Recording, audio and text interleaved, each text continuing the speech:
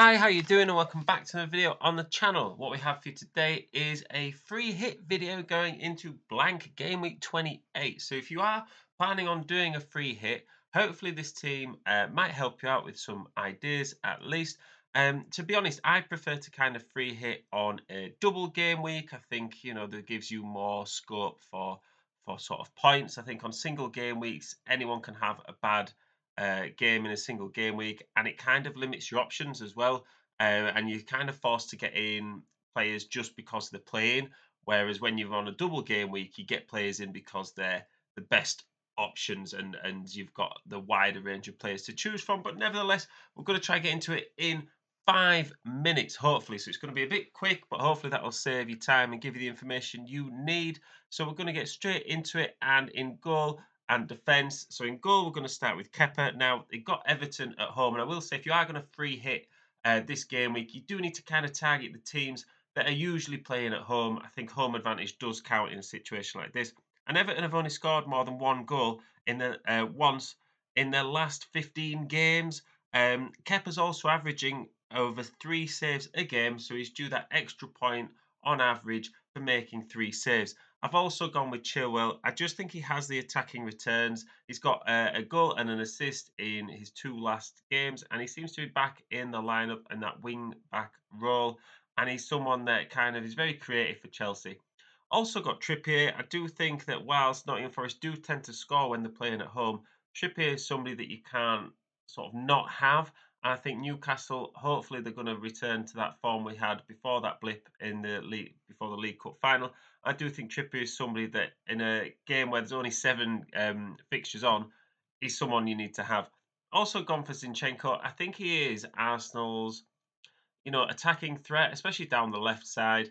I know you might pick a centre back instead of him, and that's personal preference. But I do think bottom line is you need an Arsenal defender in your free hit team this week. Moving on to the midfield, and we're going to start with Harrison. Now he has 3 attacking returns in the last 3 games, and Wolves have only kept 1 clean sheet in their last 6. So whilst he is away against Wolves, I do think Leeds have goals in them, and I think they're starting to get some players back from injury and find a bit of rhythm. And like we say, the data shows that Wolves do often concede. Doubling up on Arsenal midfield, Saka and Odegaard. I do think it's Crystal Palace at home. They don't tend to score very many goals, and they aren't really playing very well. Palace at the moment, they're not quite going to get relegated, and they're just kind of in mid-table. And usually those teams that kind of have nothing to play for, they're the teams you want to start targeting because the teams lower down the table are fighting for every single point.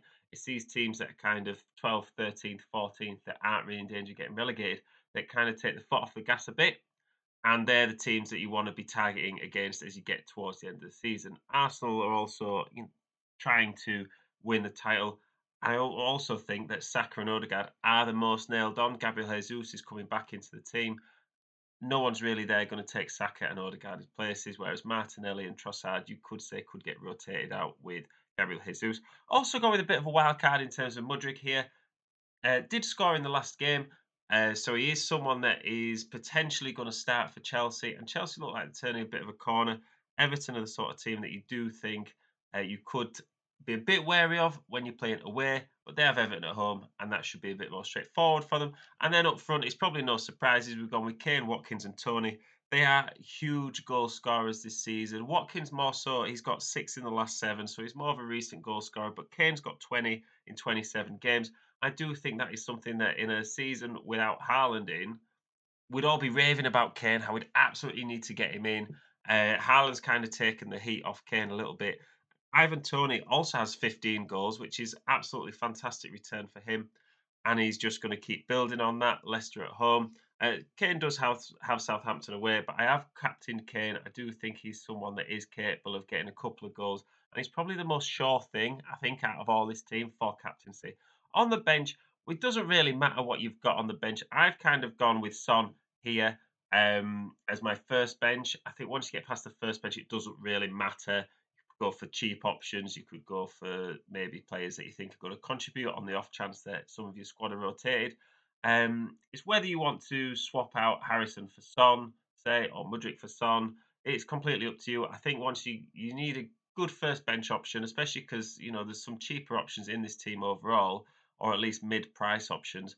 So I think that first bench option is something that would be really valuable, but after that, you don't really need to worry about it. So yeah, that is the free hit team. Let me know what you think. Just over 5 minutes, not too bad.